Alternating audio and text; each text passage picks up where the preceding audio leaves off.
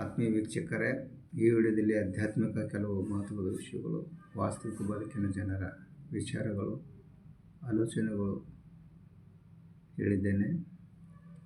ಈ ವಾಸ್ತವಿಕ ಬದುಕಿನ ಜನರ ವಿಚಾರಗಳು ಹೇಗಿದೆ, ಇದರ ಮೇಲೆ ಕೆಲವು ಮಹತ್ವದ ವಿಷಯಗಳು ಈ ವಿಡಿಯೋದಲ್ಲಿ ವ್ಯಕ್ತಪಡಿಸಿದ್ದೇನೆ. ಸಿರಿತನ ಬಂದಿದೆ ಅಂತ ಅಹಂಕಾರದಿಂದ ಮೆರಿಬೇಡ. ಇದು ಸಿರಿತನ ಅನ್ನೋದು ಸ್ಥಿರವಲ್ಲ. ಮಧ್ಯಾಹ್ನದ ಬಿಸಿಲು ಸ್ಥಿರವಲ್ಲ. ನೀನು ಬರುವಾಗ ಏನೂ ತಂದಿಲ್ಲ, ಮತ್ತೆ ಹೋಗುವಾಗ ಏನೂ ತೆಗೆದುಕೊಂಡು ಹೋಗೋದಿಲ್ಲ. ಅಂದಮೇಲೆ ಅಹಂಕಾರದ ಬದುಕು ಯಾಕೆ? ಇರೋಷ್ಟು ದಿನ ನೆಮ್ಮದಿಯಿಂದ ಇರಬೇಕು. ಯಾರಿಗೂ ಅನ್ಯಾಯ ಮಾಡದೆ, ಯಾರಿಗೂ ಮೋಸ ಮಾಡದೆ ಇರಬೇಕು ನಿನ್ನ ಜೀವನ. ಯಾರಿಗೆ ಯಾರೋ ಇಲ್ಲ, ಯಾರಿಗಿನ ಸಂಸಾರ ಇದು.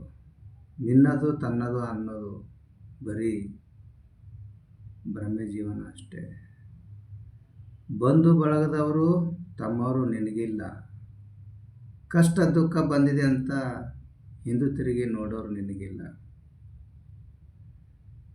ಕಲಿಯುಗದಲ್ಲಿ ಇದ್ದಾರೆ ಜನರು ಕೇವಲ ಮೋಜಿಗೆಲ್ಲ. ಜನರ ಬಾಯಿಯಲ್ಲಿ ಮಾತುಗಳು ಸಿಹಿಯಾದ ಬೆಲ್ಲ. ನಂಬಿಸಿ ಮೋಸ ಮಾಡುತ್ತಾರೆ ಸರಿಯಾಗಿ ತಿಳಿದುಕೋ ಕೊಲ್ಲ. ಸಂಗ್ಯ ಬಾಳ್ಯ ರಂಗ್ಯ ಲಿಂಗ್ಯ ಇವರೆಲ್ಲರೂ ಗೆಳೆಯರು ಎಲ್ಲ.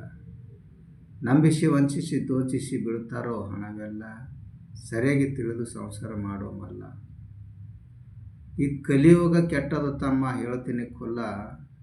ಈ ಕಲಿಯುಗದಲ್ಲಿ ನಿನ್ನವರು ಇಲ್ಲಿ ಯಾರೂ ಇಲ್ಲ.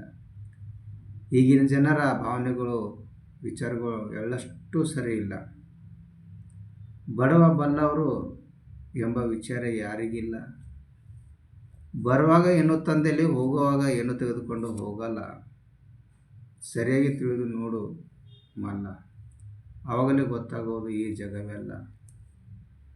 ಸಂಸಾರದ ಗಮ್ಮತ್ತು ಕೊಡುವರಿಲ್ಲ ಯಾವ ಕಿಮ್ಮತ್ತು.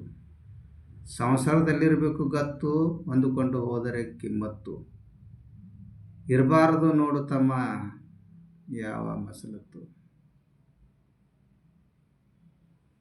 ಸಂಸಾರಕ್ಕೆ ಬರುವುದು ಗೊತ್ತು, ಸರಿಯಾಗಿ ಇರದಿದ್ದರೆ ಸಿಗದು ಯಾವ ಕಿಮ್ಮತ್ತು ಸವಲತ್ತು. ಇರಬೇಕು ನೋಡು ತಮ್ಮ ಶಿಸ್ತು, ಸಂಸಾರದಲ್ಲಿ ಇರುವುದು ಮಸ್ತು.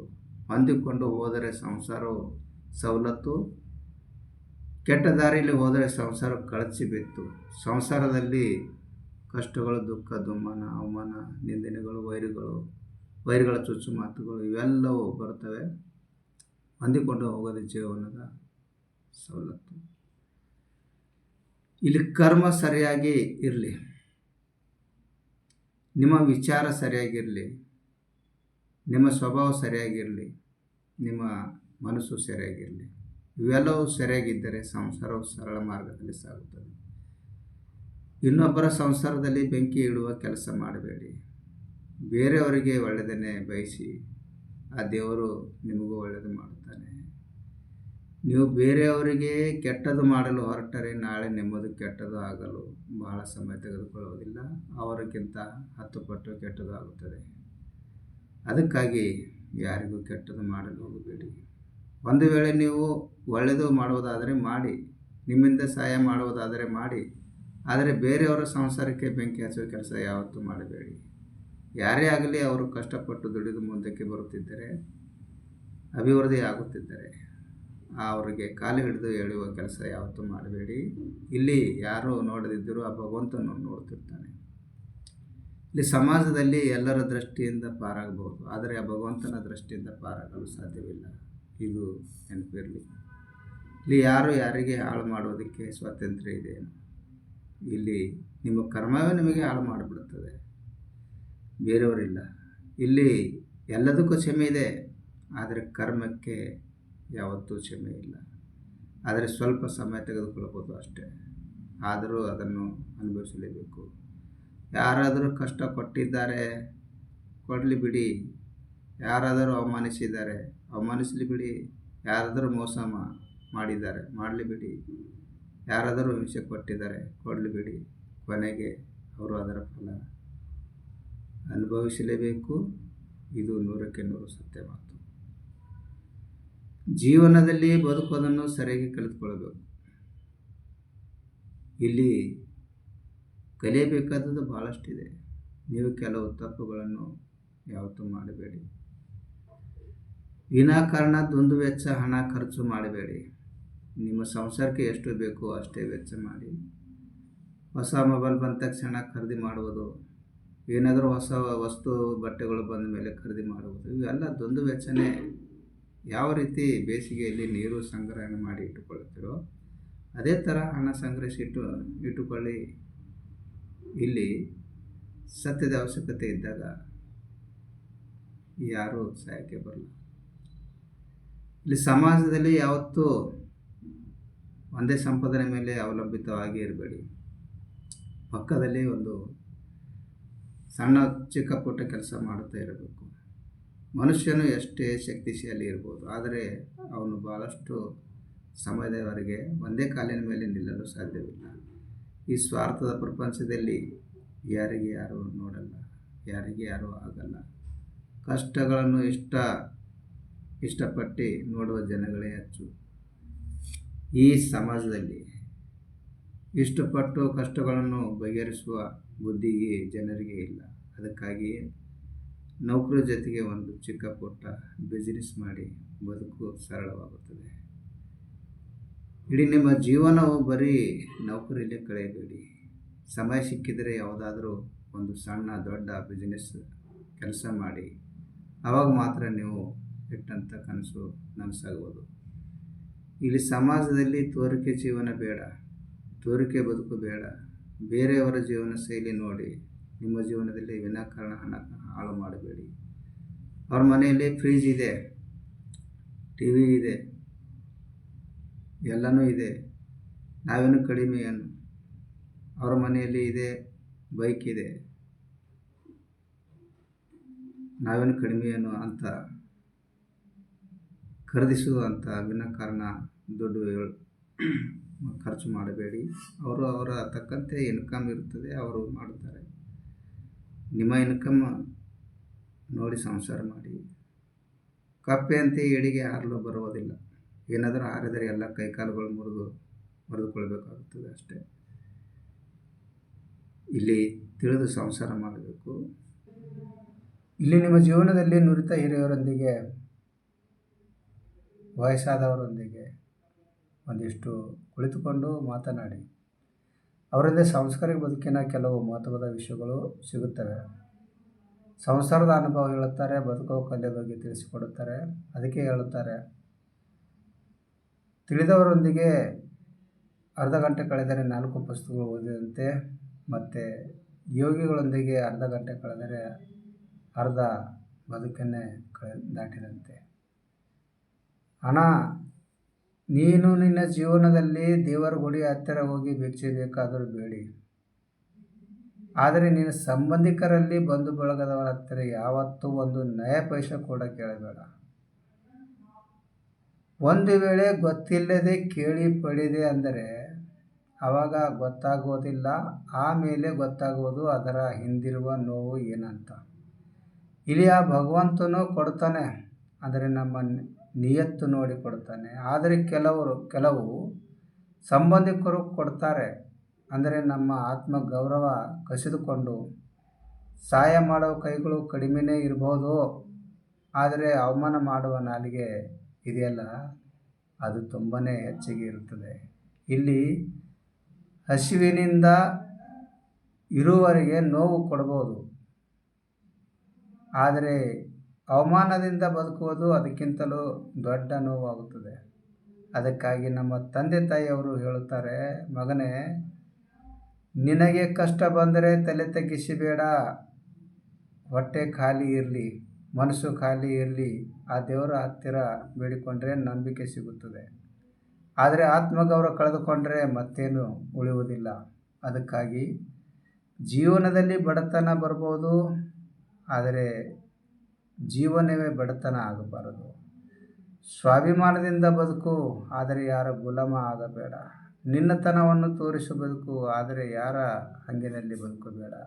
ಇಲ್ಲಿ ಯಾರಿಗೆ ಆಗಲ್ಲ. ಇದು ಸ್ವಾರ್ಥದ ಪ್ರಪಂಚ. ಇಲ್ಲಿ ಸಂಸಾರ ಜೀವನ ನಡೆಸಲು ಪ್ರತಿಯೊಬ್ಬರು ಒಂದೊಂದು ಕಾಯಕ ಕೆಲಸ ಮಾಡಬೇಕಾಗುತ್ತದೆ. ಅವರವರ ಅನುಭವಕ್ಕೆ ತಕ್ಕಂತೆ ಕೆಲಸ ಆಯ್ಕೆ ಮಾಡಿಕೊಳ್ಳುತ್ತಾರೆ.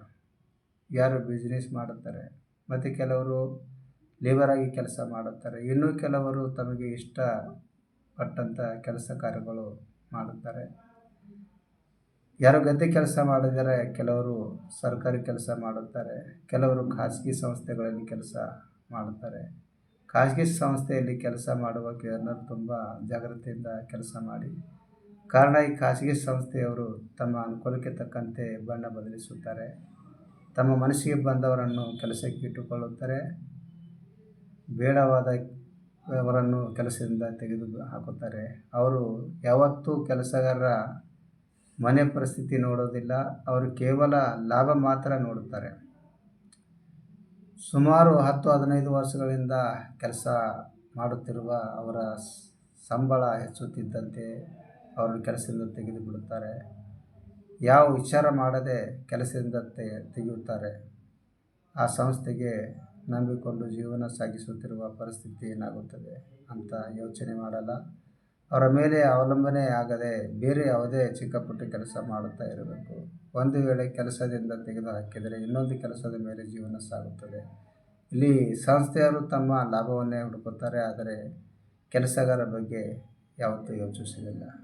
ಎಲ್ಲಿ ಕೆಲಸ ಮಾಡಿದರೂ ಅವರ ಗುಲಾಮನಾಗಿ ಕೆಲಸ ಮಾಡಬೇಡಿ. ಬಕೆಟ್ ಹಿಡಿಯುವ ಕೆಲಸ ಮಾಡಬೇಡಿ. ಸ್ವಾಭಿಮಾನದಿಂದ ಬದುಕಿ ಎಲ್ಲೇ ಇದ್ದರೂ ಯಾರು ಗೌರವ ಕೊಡ್ತಾರೋ ಅಂಥವರಿಗೆ ಗೌರವ ಕೊಡಿ. ಯಾರು ಗೌರವ ಕೊಡುವುದಿಲ್ಲವೋ ಅಂಥವರನ್ನು ಇಗ್ನೋರ್ ಮಾಡಿಬೇಡಿ. Give respect and take respect theory ಇರಬೇಕು. ಇದು ಕಲಿಯುಗ. ಏಕೆಂದರೆ ನೀವು ಎಷ್ಟು ಬಾಗುತ್ತೀರೋ ಅಷ್ಟೇ ನಿಮ್ಮ ಮೇಲೆ ಅಧಿಕಾರ ನಡೆಸುತ್ತಾರೆ. ಇದು ಕಲಿಯುಗ. ನಿನ್ನಲ್ಲಿರುವ ಕೆಟ್ಟ ವಿಚಾರಗಳನ್ನು ಬಿಟ್ಟು ಇದರಿಂದ ನಿನಗೇನು ಲಾಭವಿಲ್ಲ. ನಿನ್ನಲ್ಲಿರುವ ಕೆಟ್ಟ ವಿಚಾರಗಳು ಬಿಟ್ಟು ಬಿಡು. ಇದರಿಂದ ನಿನಗೇನು ಲಾಭವಿಲ್ಲ. ಬೇರೊಬ್ಬರ ನಿಂದೆ ಮಾಡುವುದರಲ್ಲಿ ಮತ್ತೆ ಚುಗುಲಿ ಹೇಳುವುದಾಗಲಿ ಮಾಡಬೇಡ. ಇನ್ನೊಬ್ಬರ ಬಗ್ಗೆ ಒಳ್ಳೆಯ ಅಭಿಪ್ರಾಯ ಇಡು. ಇನ್ನೊಬ್ಬರ ಮನಸ್ಸು ನೋಯಿಸಬಾರದು. 4 ಜನರ ಮಧ್ಯೆ ಕುಳಿತುಕೊಂಡಾಗ ಇನ್ನೊಬ್ಬರ ಮರ್ಯಾದೆ ತೆಗೆಯಬೇಡ. ಇದು ಸರಿಯಿಲ್ಲ. ನಿನ್ನ ನಿಯತ್ತು, ನಿನ್ನ ಮನಸ್ಸು, ನಿನ್ನ ವಿಚಾರ ಹೇಗಿರುತ್ತೋ ಆ ದೇವರು ನಿನಗೆ ಹಾಗೆ ಇಟ್ಟಿರುತ್ತಾನೆ. ನೀನು ಏನು ಮಾಡುತ್ತೀಯೋ ಅದು ತಿರುಗಿ ನಿನ್ನ ಹತ್ತಿರನೇ ಬರುತ್ತದೆ. ಜೀವನದಲ್ಲಿ ಅಹಂಕಾರ ಇರಬಾರದು. ಅಹಂಕಾರದ ಬದುಕು ಸರಿಯಿಲ್ಲ. ನಿಯತ್ತು ಮತ್ತು ಮನಸ್ಸು, ವಿಚಾರ ಇವು ಸರಿಯಾಗಿರಲಿ. ಇನ್ನೊಬ್ಬರ ಬಗ್ಗೆ ಮಾತನಾಡುವುದಕ್ಕೆ ನಿನಗೆ ಏನೂ ಹಕ್ಕಿಲ್ಲ. ಅವರು ಹಾಗೆ ಇವರು ಹೀಗೆ ಅಂತ ಹೇಳುತ್ತೀಯೋ, ಮತ್ತು ನೀನು ಹೇಗೆ ಅಂತ ವಿಚಾರ ಮಾಡಿದೀಯಾ? ಬೇರೆಯವರಿಗೆ ಕನ್ನಡಿ ತೋರಿಸುವ ಬದಲು ನೀನು ಕನ್ನಡಿ ನೋಡು. ನಾನು ಅಷ್ಟು ಓದಿದ್ದೇನೆ, ಇಷ್ಟು ಓದಿದ್ದೇನೆ ಅಂತ ಗರಿವಿಲ್ಲೇ ಮೆರಿಬೇಡ, ಹೋಗಬೇಡ. ನಿನ್ನ ಡಿಗ್ರಿಗಳು ಬರೀ ಕಾಗದ ತುಣುಕು ಅಷ್ಟೇ. ಆದರೆ ನಿನ್ನ ನಿಜವಾದ ಶಿಕ್ಷಣ ನಿನ್ನ ವ್ಯವಹಾರದಲ್ಲಿದೆ. ನೀನು ಎಷ್ಟೇ ಓದಿದರೇನೋ ನಿನ್ನಲ್ಲಿ ಮಾತನಾಡುವ ಪದ್ಧತಿ, ಸಿಸ್ಟಮ್ ಸರಿ ಇಲ್ಲದಿದ್ದರೆ ಇನ್ನೊಬ್ಬ ಅನಕ್ಷತ ವ್ಯಕ್ತಿಗೆ ಸಮಾನ. ಮೊದಲು ಗೌರವ ಕೊಟ್ಟು ಗೌರವ ಪಡೆದುಕೊಳ್ಳುವುದು ಕಲಿತುಕೋ. Give respect and take respect. ಇದು ನಿನ್ನಲ್ಲಿ ಇರಲಿ. ನಿನ್ನ ಸಬ್ಜೆಕ್ಟ್ ನೀನು ಮಾಸ್ಟರ್ ಅಷ್ಟೇ. ನಿನ್ನ ಸಬ್ಜೆಕ್ಟಲ್ಲಿ ನೀನು ಮಾಸ್ಟರ್ ಅಷ್ಟೇ. ಬೇರೆಯವರು ಕೂಡ ಅವರವರ ವಿಷಯದಲ್ಲಿ ಅವರೇ ಮಾಸ್ಟರ್. ಇಲ್ಲಿ ಡಿಗ್ರಿ ಬಗ್ಗೆ ಭೇದ ಭಾವ ಮಾಡೋಂಗಿಲ್ಲ. ಈ ಕಲಿಯುಗದಲ್ಲಿ ಯಾರು ಯಾರಿಗೆ ಆಗಲ್ಲ, ಯಾರು ಯಾರಿಗೆ ನೋಡಲ್ಲ. ಸ್ವತಃ ಅಣ್ಣ ತಮ್ಮರೇ ಗೌರವ ಕೊಡಲ್ಲ. ಅಂದಮೇಲೆ ಇನ್ಯಾಕೆ ಲೆಕ್ಕ? ಇದು ಕಲಿಯುಗ. ಹೊಂಟು ಹೋಯಿತು ಗುಲಾಮಗಿರಿ ಲೆಕ್ಕ. ಇದು ಬಂತು ಕಲಿಯುಗದ. ಇಲ್ಲಿ ನಾನು ಅಷ್ಟೊಂದು ಓದಿದ್ದೇನೆ, ಇಷ್ಟೊಂದು ಓದಿದ್ದೀನಿ ಅಂತ ಯಾರೂ ಗೌರವ ಕೊಡಲ್ಲ. ನಿನ್ನಲ್ಲಿರುವ ಒಳ್ಳೆತನಕ್ಕೆ ಮಾತ್ರ ಜನ ಗೌರವ ಕೊಡುತ್ತಾರೆ. ನಿನ್ನ ಭಾವನೆ ಸರಿ ಇರಲಿ ಅಂದರೆ ಯಾರೂ ನಿನ್ನ ಕಡೆ ನೋಡಲ್ಲ. ಮೊದಲು ಭಾವನೆ ಸರಿಯಾಗಿರಲಿ. ಈ ವಿಡಿಯೋ ಇಷ್ಟ ಆದರೆ ಲೈಕ್ ಮಾಡಿ, ಶೇರ್ ಮಾಡಿ, ಸಬ್ಸ್ಕ್ರೈಬ್ ಮಾಡಿ. ಧನ್ಯವಾದಗಳು.